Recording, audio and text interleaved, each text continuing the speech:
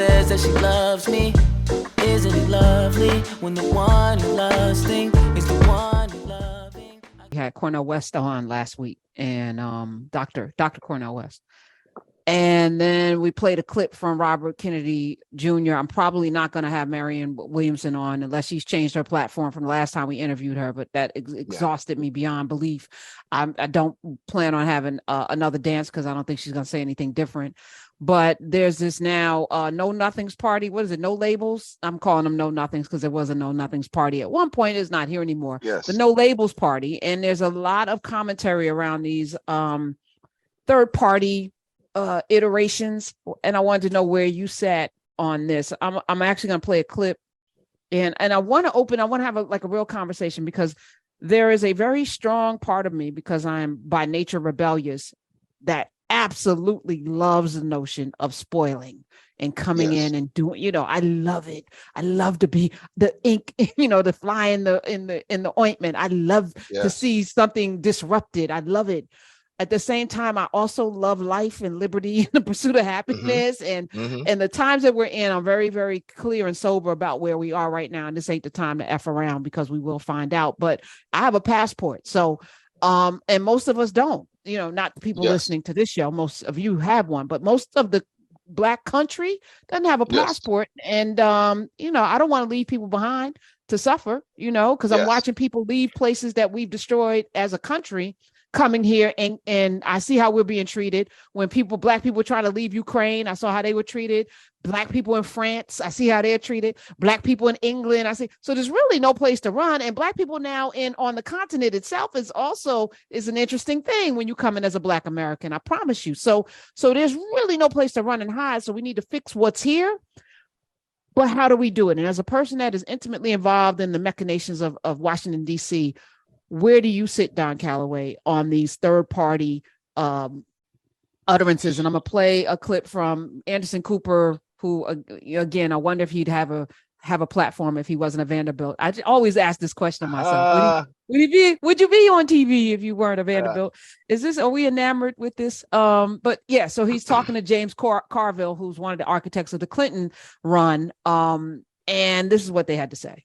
He seemed to be a very charming man, and he's also a menace to the threat of the continued constitutional order in the United States. And I say that because look what Ralph. Pause. He's talking about Cornel West.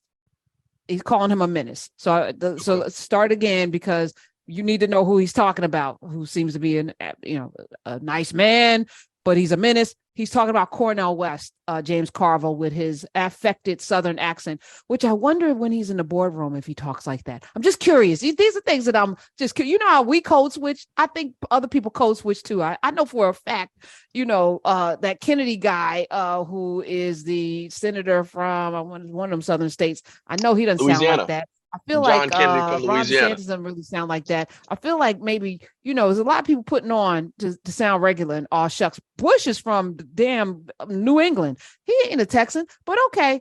Play that again. Data was directly responsible for the election of George W. Bush, which brought about this horrific Iraq war and this horrific economic downturn we had, among other things. Jill Stein, who's his campaign manager, is almost certainly an agent of the Russian government. If you don't believe me, somebody at home, Google photo, General Flynn, Vladimir Putin, Jill Stein. She was hosted by the Russians prior to her running in 2016. So, people are going to have to decide, do we want to continue under our Constitution? Yeah, so there's a lot to unpack here. Let's be clear about something. I am a Democrat because I believe in the notion that, to the extent that we believe that American politics is still a worthwhile participatory activity, for our lifetimes and the foreseeable future, we are likely engaged in a two-party system. I choose membership in one of those parties as a method of trying to pull levers and engage the system in the direction of a little bit more freedom and equity for our people. Maybe that's not possible, but that's where I've cast my professional lot. Now, I am not mad at somebody like Cornel West for choosing not to spend his professional career to the extent he chooses. First of all, we all have the right, if not the obligation, to participate in participatory American democracy. One would say that it's a tremendous privilege to be able to abdicate the responsibility of participating in American democracy. We all have a role to do in pushing this country forward, or maybe pulling it forward, kicking and screaming. One cannot be mad at a man such as Cornel West, who has looked at this system as it exists and decided that it's not a true democracy. In fact, it's probably a lot closer to oligarchy, right? And say, hey, I want to participate, I want to contribute my energy and my thought, but I don't feel at home in either one of the participatory parties that are set up. Therefore, I'm not willing to abdicate my responsibility to participate just to participate in the context of one of these parties. And James Carville is saying the real ugly part out loud. So I'm writing a book. This is the first time I'm talking about it publicly. It's called In on the Joke, which means that all of us here in Washington, D.C., in the Congressional Industrial Complex, consultants, lobbyists, media, members of Congress, are ultimately all in on the joke. And we have a vested interest now. You see my backyard. We have a vested interest in making sure that the system continues to perpetuate so all of us can continue to play and, yeah, make your points, but everybody gets paid and the world keeps going round and round. Shout out to Bill Withers, live in Harlem, 1975, right? But to suggest that one of our country's foremost public intellectuals, who has applied his life's energy towards philosophy, both ancient and modern, and ways to use philosophy as an underpinning for policy, to suggest that he is a menace is the real ugly part. And let's be clear about something. James Carville is a lifetime registered Democrat. So as you see, white supremacy has no party. You understand? Because he's not saying David Duke is a menace, right? David Duke is a Ku Klux Klansman who continues to participate in American public life as a Republican. He's not saying Ron DeSantis is a menace. Of course, he's encouraging people to vote for the Democrat over Ron DeSantis. But the menace is the person who is siphoning energy likely from his Democratic Party in the interest of, I still want to participate. And oh, by the way, I am eminently qualified to participate. I'm got the goddamn Cornel West. Let's be honest about this. Excuse my language. I'm Cornel West from Shiloh Baptist Church in Oklahoma City, Oklahoma. Who in this country is qualified to tell me that I'm not eligible to apply my intellectual talents toward the American democratic process? Oh, I'm sorry. James Carville, 75-year-old white man from the American South, who was the architect, emphasis on the wrong syllable, architect of the actual legislative vehicle that tripled mass incarceration in this country, right? That comes from James Carville. Because let's be clear about something else. The political strategy, which Carville is in charge of, is not disconnected from the legislative strategy, which Clinton went in there and executed, right? And oh, by the way, he had a compliant, complicit, Reagan-generated Congressional Black Caucus, which helped him every step along the way, right? But it just shows you, you understand why people like Dr. Cornel West, who have the intellectual authority, and by the way, have the moral authority to see through this two-party system. You understand why people don't want to apply their time and talents participating with a Democratic Party when it's run by people like James Carville. So thank you, James Carville, for saying out loud what it is. And James Carville is part of the problem because he is going to be the primary resistance to a Democratic Party progress because it's younger and browner and LGBTQIA2 pluser and different than the Democratic Party of the James Carville era.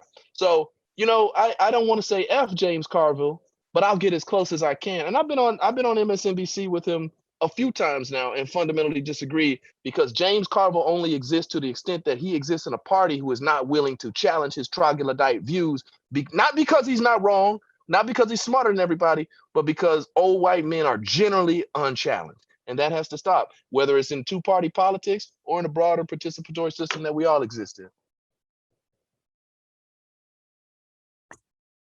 I just needed that to have some breath. Thank you. Don Calloway is here. He has arrived. And he always, and this is the thing, you know, to have these conversations, I think they're important, right? So while many of us get angry with the Cornel West for running because you feel like he's siphoning votes from Biden, I want Biden to be challenged to do all of the things the way Obama was never challenged to do all of the things that he could have done, the way Trump wasn't challenged to do all of the things. Like, we should challenge everybody. If Martin Luther King can challenge a racist from Texas named LBJ and he told him to sit down and wait, and he said, no, I'm not. And if he could be challenged into all of those amendments that were passed during the civil rights era, because Martin Luther King and Bear Rustin and Dorothy Height, all of them, Ella Baker decided that they were not going to sit down, that they were going to keep pressing. That is our responsibility with anyone that's in office, and especially locally, where most of our lives are impacted. And if we don't mature into that, we're going to be right back here in 2 years and 4 years and 2 years and 4 years with the same lament, with the same bad water, with the same bad policies, with the same lack of police reform and gun reform and all the education reform that needs to happen. We're going to be right back here having the same conversation. And I'm tired of talking. So I'm just going to say that. We may do a talk show 3 hours a day. I'm not a radio person. I'm not in this for the radio. I'm in it for the revolution. Okay. So either you about this life or you're not. And if you're not, go sit down somewhere, find some place, go knit a rug or whatever it is you do, go bowling, whatever you do that is not this, go and do it. But don't come in here with the BS. At the same time, though, from a strategy point, because you are a strategist. You're a strategist. 2024 is around the corner. We have a binary choice right now. Right now it's Biden. He's been, no one's running again. He's running unopposed in the Democratic Party, right? And we might have DeSantis and Trump in jail, running from jail, because he can still run from jail, right? No doubt about it. So he can win. He can win from jail. He could win from jail, right? So we might have Biden and Trump again.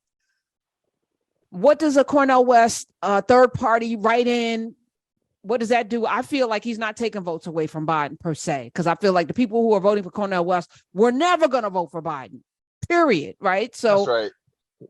That's right. They probably were not. I mean, look, I think that this is nothing new. I think Cornel West is probably one of the more prominent practitioners to have pulled this off. And in the era of technology, 24-hour news cycle and social media, he can pull it off to a more prominent degree than anyone else has. I think he has the opportunity to inject his ideas, a truly progressive agenda, into the mainstream of the Democratic Party. I mean, for 10 years now, transgender politics and transgender equity has been a fundamental pillar of the Democratic Party platform. That's in the last 10 years. That's because transgender activists made their voices heard in LGBTQIA+ advocacy organizations. Cornel West is an extraordinarily prominent voice to make his voice heard in the Democratic convention, in the Democratic Party mechanism, so that ultimately the Democratic Party is going to have to look in his eye, debate him on the merits over the course of the next 2 years, and tell him where he's wrong. And if he ain't wrong, then maybe we need to start incorporating some of his ideas instead of James Carville's ideas into the fundamental Democratic Party platform. And if you are able to integrate substantive progressive ideas, substantive anti-oligarchic, substantive egalitarian ideas based in revolutionary love for everybody, right? If you are able to integrate the Cornel West agenda into the substantive Democratic Party platform, then you have a more egalitarian party. And frankly, to the extent that the Democrats hold reins of power in the House, Senate, or presidency, Cornel West's ideas are represented in that. So the only villain here is the person attempting to suppress those progressive voices, attempting to tell Cornel West that he can't participate. And if a man would have the audacity to look in a camera or microphone and tell the great Cornel West, right, one of the kings of Wakanda, that he cannot have a voice in this American democratic experiment, then what does he say to Shaniqua and them on the block, who feel a kind of way about a real pain that they are experiencing as a part of American citizenship? How are their voices to be respected, let alone elevated or heard in a Democratic Party that's telling Cornel West, right, of Harvard and Princeton and wherever else he wants to be, to sit down and shut up?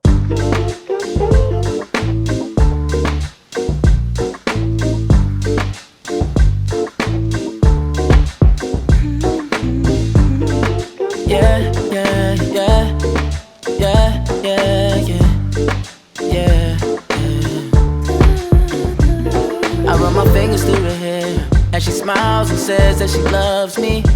Isn't it lovely when the one you're lusting is the one